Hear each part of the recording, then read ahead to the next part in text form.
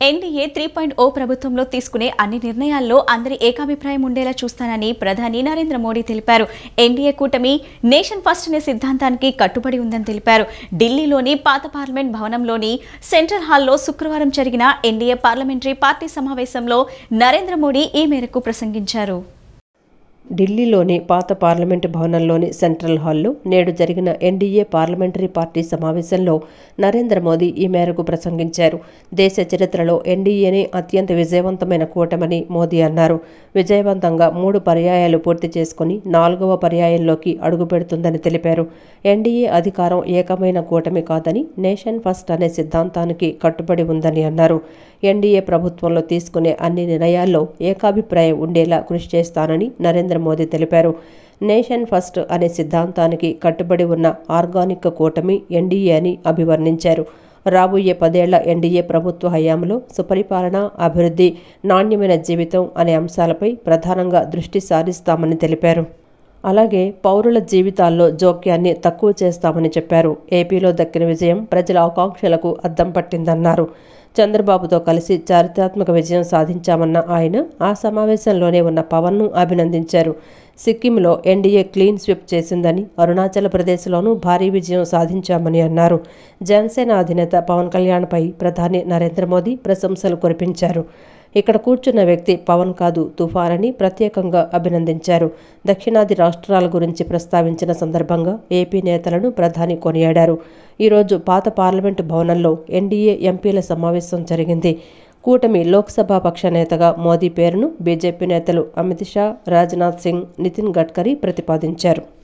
NDA को करीब करीब 3 दशक हो चुके हैं। आजादी के 75 साल में 3 दशक एनडीए, ये सामान्य घटना नहीं है जी। विविधता से भरे हुए अपनी लोकतांत्रिक और सामाजिक रचना के बीच में ये 3 दशक की यात्रा एक बहुत बड़ी मजबूती का संदेश दी। और मैं आज बड़े गर्व के साथ कहता हूं कि किसी एक समय वो था कि संगठन के कार्यकर्ता के रूप में इस अलायंस का हिस्सा था, व्यवस्थाओं से जुड़ा रहता था, और आज सदन में बैठ करके आपके साथ काम करते करते मेरा भी नाता इससे 30 साल का रहा है।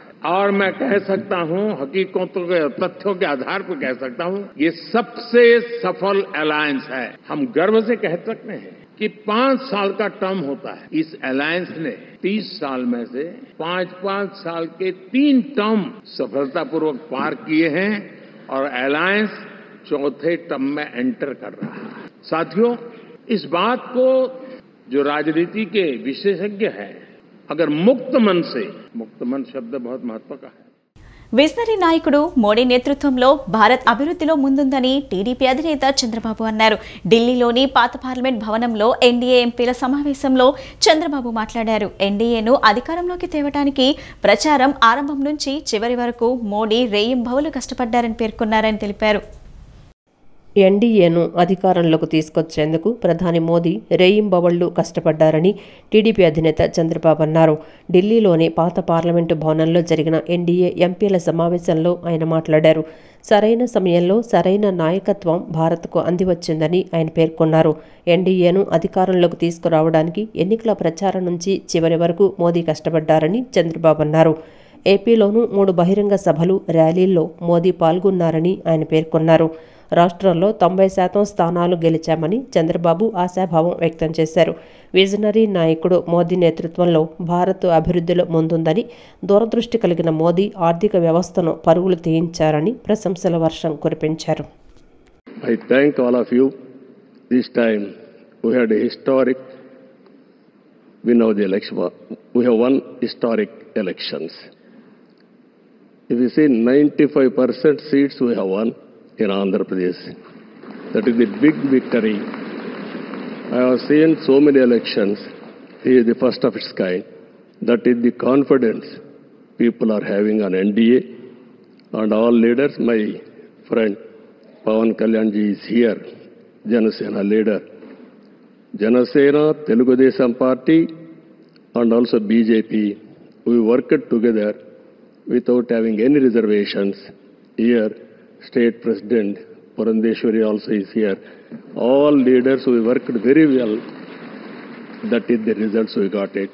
I am very happy to share some of my ideas with you. This is the proudest moment in my life. Thank you very much. Visionary నాయకుల బాటలో పయనించేందుకు సిద్ధంగా ఉన్నామని జనసేన అధినేత పవన్ కళ్యాణ్ అన్నారు. నరేంద్ర మోడీ నాయకత్వానికి జనసేన పార్టీ పూర్తి మద్దతిస్తుందని ఢిల్లీలో జరిగిన ఎన్డీఏ భేటీలో పవన్ స్పష్టం చేశారు. అటు మోడీ కూడా జనసేనానిపై ప్రశంసల వర్షం కురిపించారు. పవన్ వ్యక్తి కాదని ఓ తుఫాన్ అంటూ కొనియాడారు. ప్రధాని మోదీ నాయకత్వానికి జనసేన పార్టీ మద్దతిస్తుందని ఆ పార్టీ అధినేత పవన్ కళ్యాణ్ అన్నారు. విజనరీ నాయకుల బాటలో పయనించేందుకు సిద్ధంగా ఉన్నామని చెప్పారు.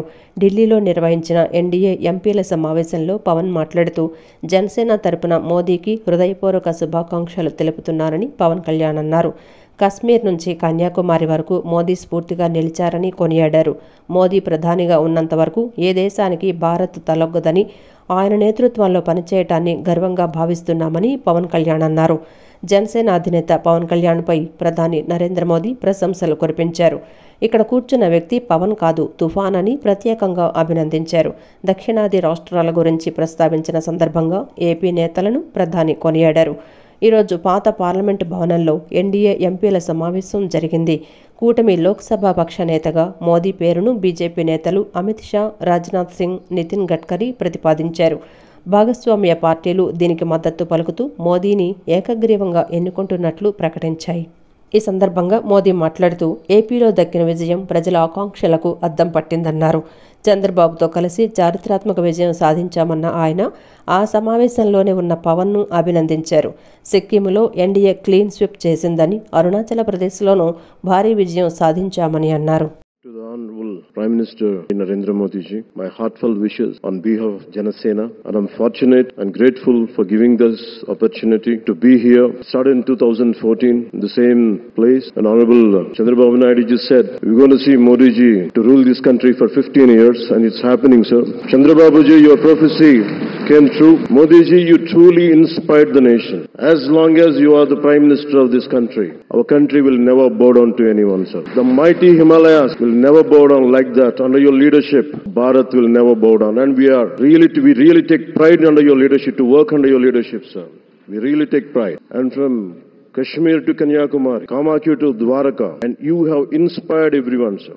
You have inspired everyone. We all rally behind you. We all rally behind you. The way you have triggered us to serve the nation, the kind of patriotism you have instilled in us by your actions, by your words, by your deeds, and the kind of development you had shown us in the progress. And sir, I'm deeply honored, and for listening to us, for looking at Andhra Pradesh. Under your guidance, under your support, we were able to sweep the polls. We got 91% victory there. We got completely, in legislature, we had got 91% success. It's all because of your guidance. It's all because of your leadership, sir. I'm grateful to you. We're all grateful to you. On behalf of Janasena Party, I support Sri Narendra Modi ji as the leader of the NDA Parliamentary Party. To all the eminent senior parliamentarians and the new parliament members, I wish you very best. To honorable senior leaders and NDA partners, to you all, my heartfelt namaskars to you, sir.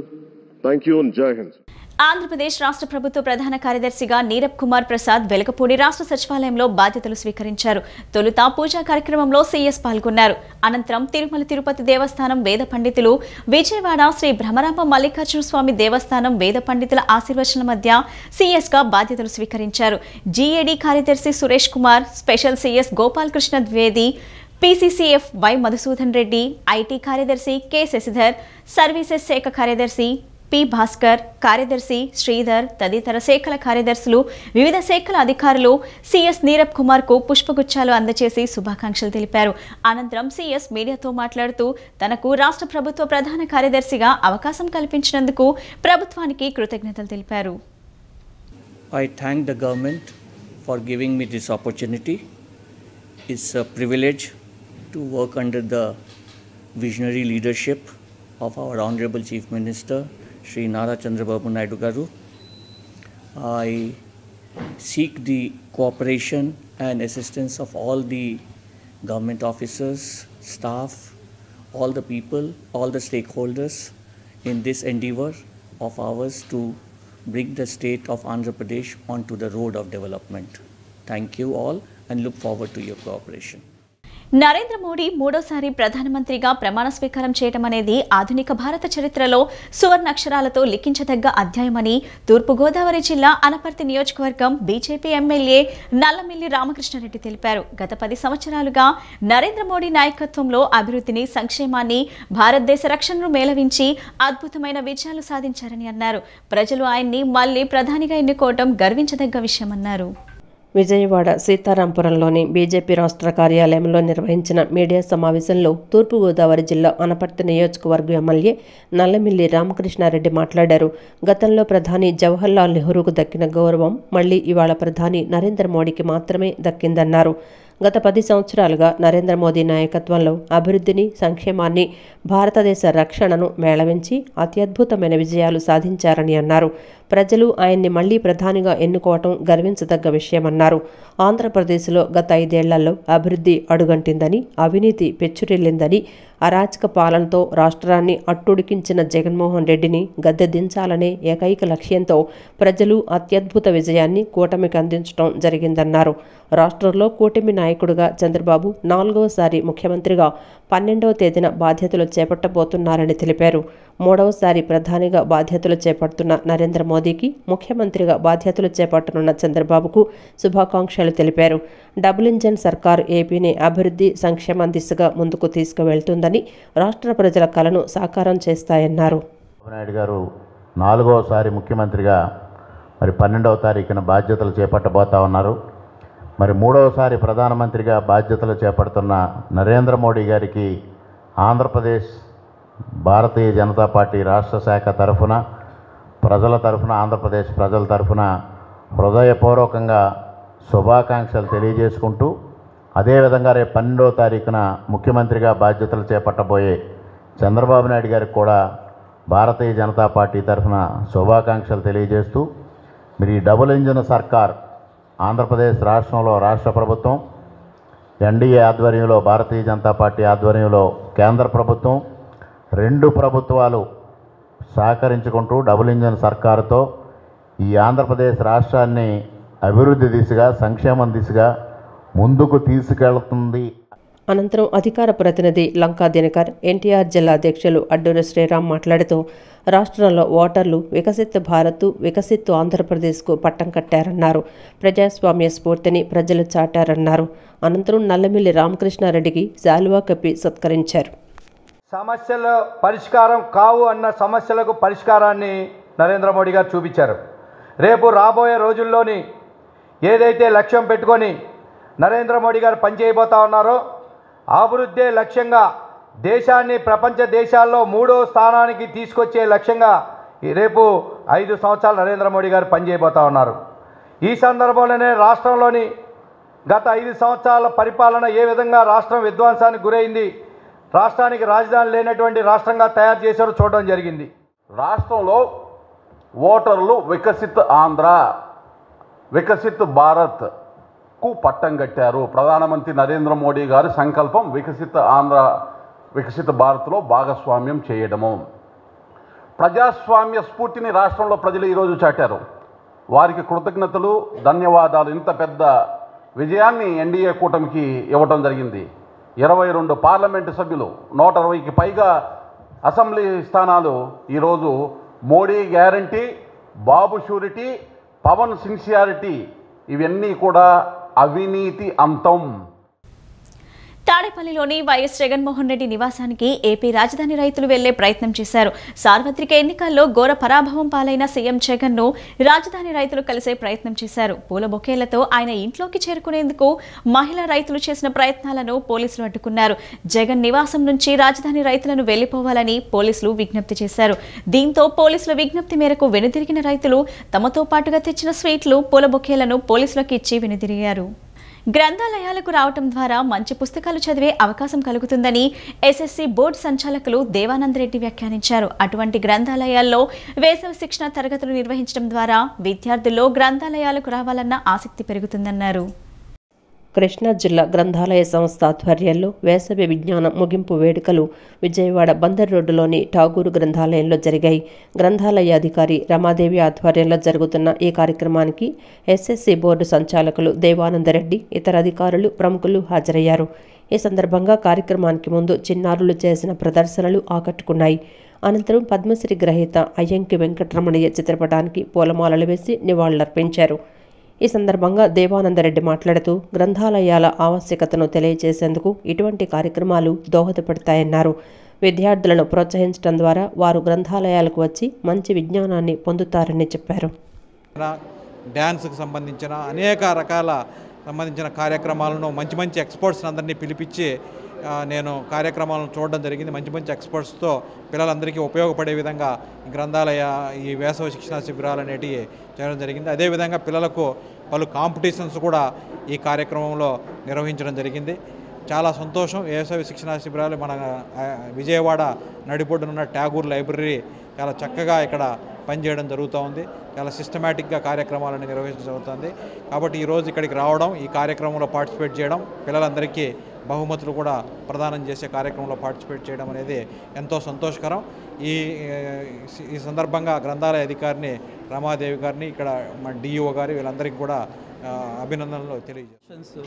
అనుభవజ్ఞులతో మరి కవితల మీద elocution, essay writing, dance మొదలైన కార్యక్రమాల్లో పిల్లల్ని involve చేసి వాళ్ళ competitions నిర్వహించి వాళ్ళకి కో కరిక్యులర్ యాక్టివిటీస్ మీద మంచి అవగాహన కల్పించిన ఈ కార్యక్రమం చాలా పిల్లలకి ఉపయుక్తకరంగా ఉంటుందని తెలియజేసుకుంటూ మరి ఈ కార్యక్రమంలో పాల్గొనే అవకాశం కలిగించినందుకు ఈ లైబ్రరీయన్ అయినటువంటి రమాదేవి గారికి మరి సిబ్బంది అందరికీ కూడా హృదయపూర్వక నమస్కారాలు తెలియజేస్తాను. ఈ లైబ్రరీలో జరుగుతున్నటువంటి కృషి చాలా గొప్పది. నేను ప్రతి కార్యక్రమంలో కూడా వీరి కార్యక్రమాల్లో పాల్గొంటూ చూస్తున్నాను. నేను చాలా గొప్పగా ఘనంగా చేస్తున్నారు. ఇది పిల్లల పట్ల రేపటి పౌరులుగా వాళ్ళని బాధ్యతాయుతంగా తీర్చిదిద్దడంలో ఒక బాధ్యత వహించి ఈ లైబ్రరీయన్ గారు ఇక్కడ చేస్తున్నటువంటి కృషిని మనస్ఫూర్తిగా అభినందిస్తున్నాను. ఇలాగే ప్రతి గ్రంథాలయంలో కూడా ఇటువంటి కార్యక్రమాలు జరిగితే మళ్ళీ ప్రజలు గ్రంథాలయాల వైపు మళ్ళుతారని చెప్పనని, జ్ఞానం కోసం వెతుకులాట అనేది ప్రారంభం అవుతుందని చెప్పనని ఆశిస్తున్నాను.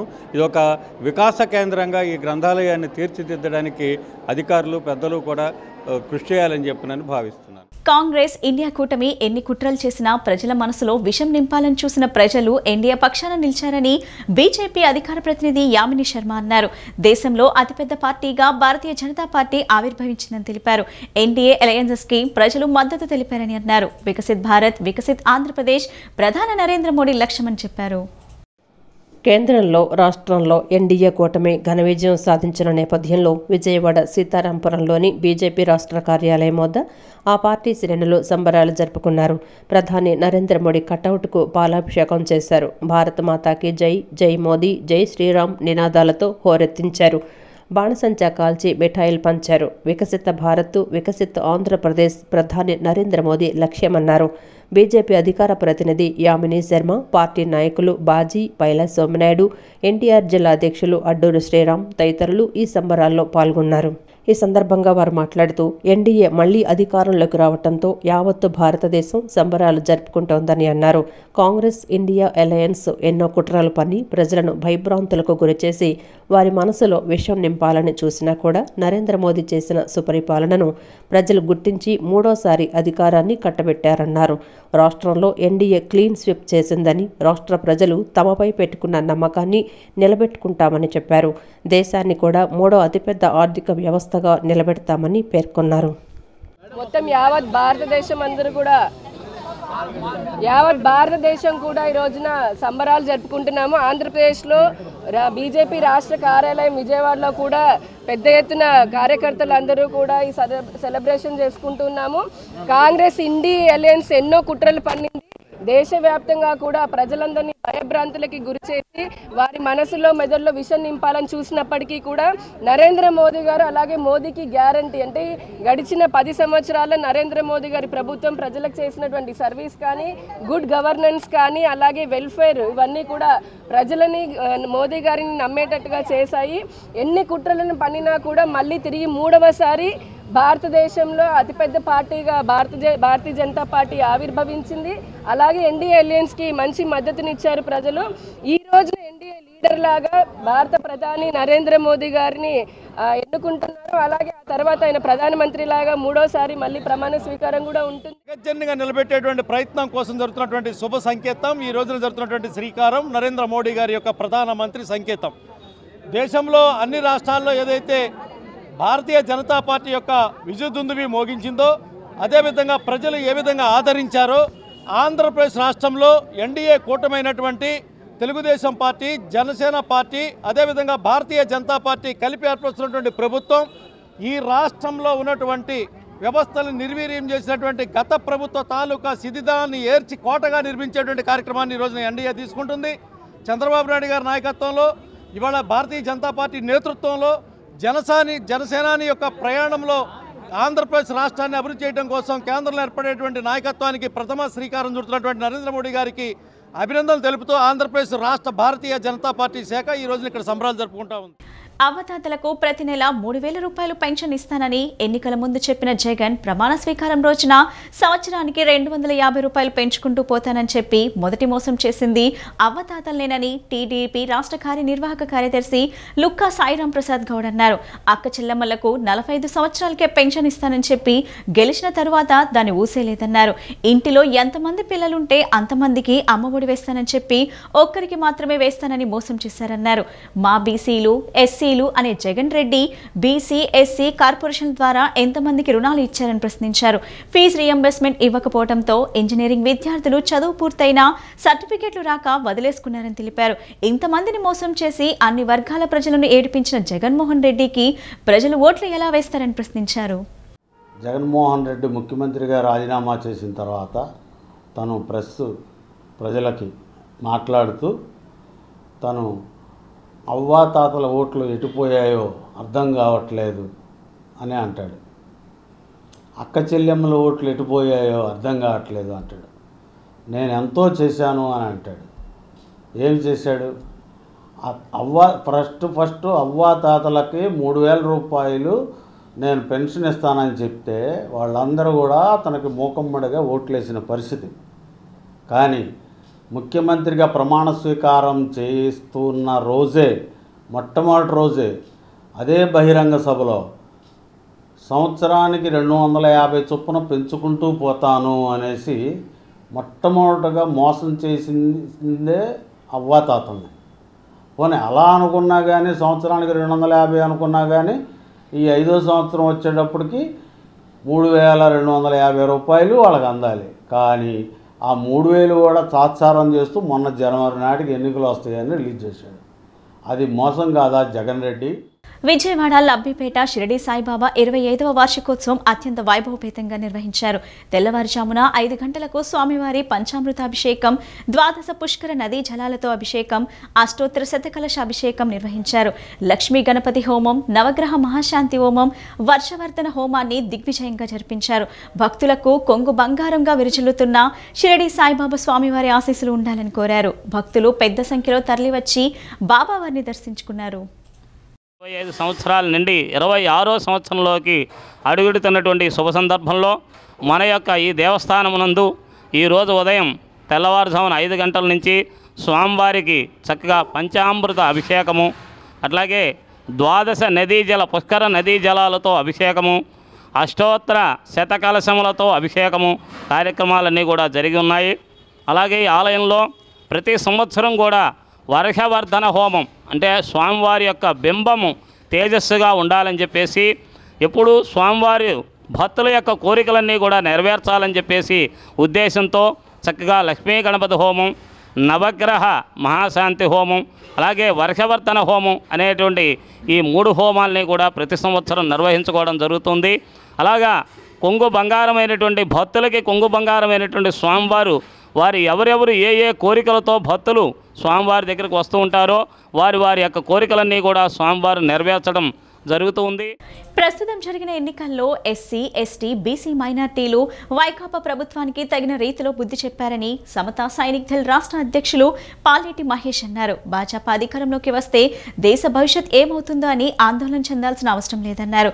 ఎన్డీఏలో చంద్రబాబు నాయుడు కీలక పాత్ర పోషిస్తున్నారని, వెనుకబడిన వర్గాలకు హాని కలిగించే ఎటువంటి చట్టాన్ని ఆయన ఆమోదించరని ఆయన అభిప్రాయపడ్డారు.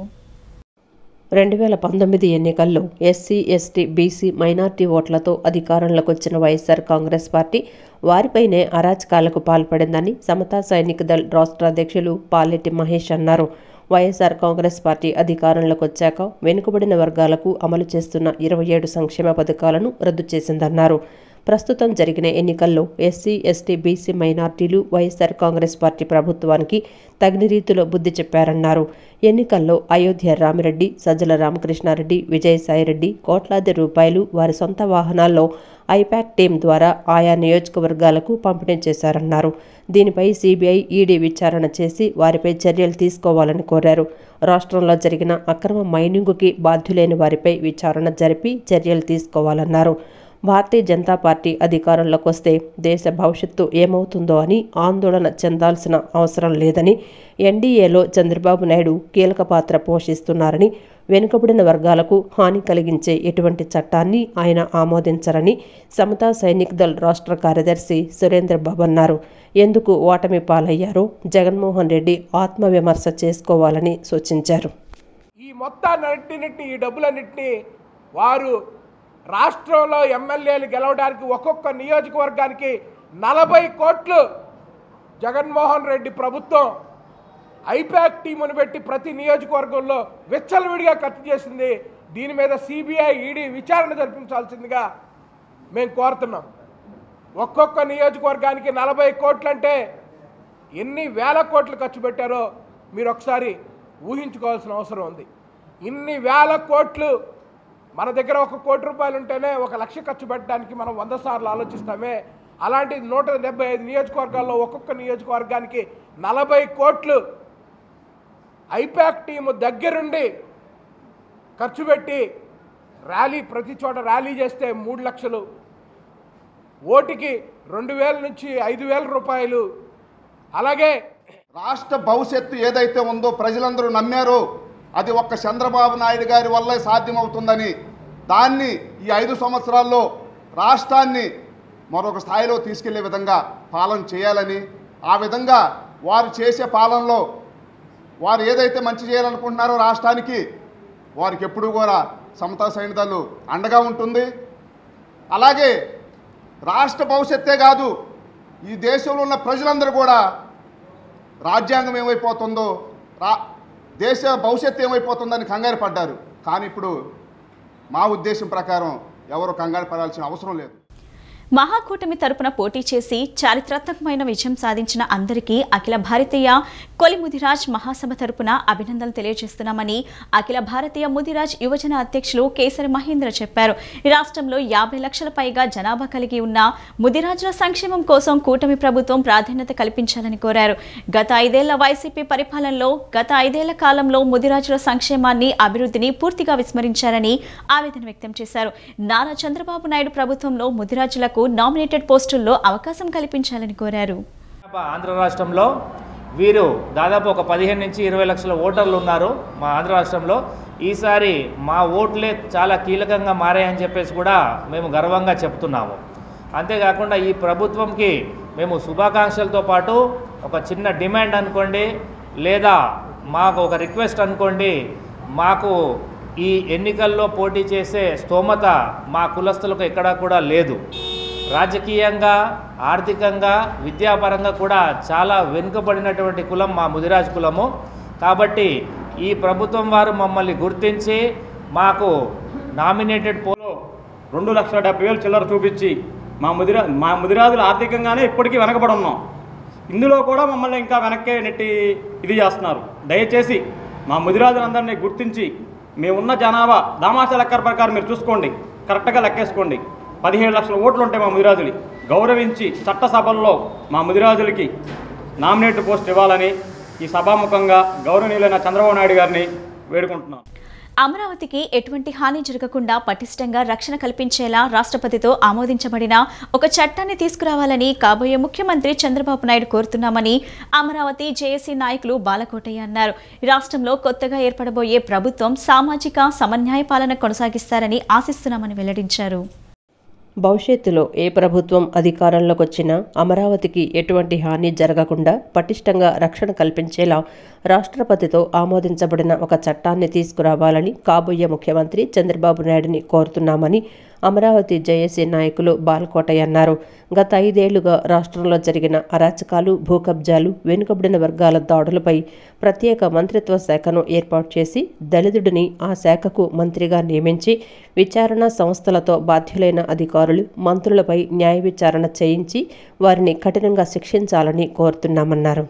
అనంతరం ప్రెస్ క్లబ్లో ఏర్పాటు చేసిన విలేకరుల సమావేశంలో జేఏసీ నాయకులు మాట్లాడుతూ రాష్ట్రంలో కొత్తగా ఏర్పడబోయే ప్రభుత్వం సామాజిక సమన్యాయ పాలన కొనసాగిస్తారని ఆశిస్తున్నామన్నారు. ఎన్నికల్లో ఎందుకు ఓడిపోయారో తెలియని స్థితిలో మాజీ ముఖ్యమంత్రి ఉన్నారని జేఏసీ మహిళా నాయకురాలు వరలక్ష్మి అన్నారు. 3 రాజధానుల ఎజెండాతో వైఎస్ఆర్ కాంగ్రెస్ పార్టీ ఎన్నికలకు వెళ్తే కూటమి అమరావతి ఏకైక రాజధాని ఎజెండాతో వెళ్లారన్నారు. చరిత్రలో మరోమారు మరెవరైనా వచ్చి రాజధానిని సంకన పెట్టుకొని తీసుకెళ్తా, నెత్తిని పెట్టుకొని తీసుకెళ్తా, బుట్టలో పెట్టుకొని తీసుకెళ్తా, ఈ సందులో పెడతా, ఆ సందులో పెడతానంటే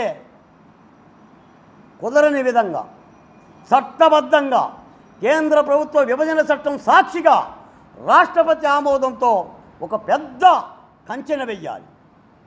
సాధారణంగా ఇళ్ల నిర్మాణానికి 8 mm రాడ్స్ 12 mm రాడ్స్ వాడతాం. ఇప్పుడు 16 mm rods, 64 mm rods pillars వేసి రాజధానిని బిగించాలి. 13 జిల్లాల ఉమ్మడి ఆంధ్రప్రదేశ్కి, ఆంధ్రుల అవశేష ఆంధ్రప్రదేశ్కి రాజధాని అమరావతిని దేశానికి చాటాలి. నేను హైదరాబాద్లో చూశా, బాలకోటయ్య గారు మేము సేవ్ ఆంధ్రప్రదేశ్ అని మాట్లాడుతుంటే, సేవ్ ఆంధ్రప్రదేశ్ కాదు బాలకోటయ్య గారు, స్లేవ్ ఆంధ్రప్రదేశ్. మీరు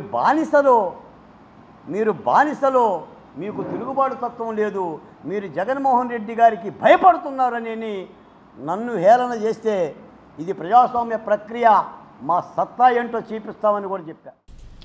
ఈ బులెటిన్ ఇంతటితో సమాప్తం. తిరిగి మరో బులెటిన్ కలుద్దాం. నమస్కారం.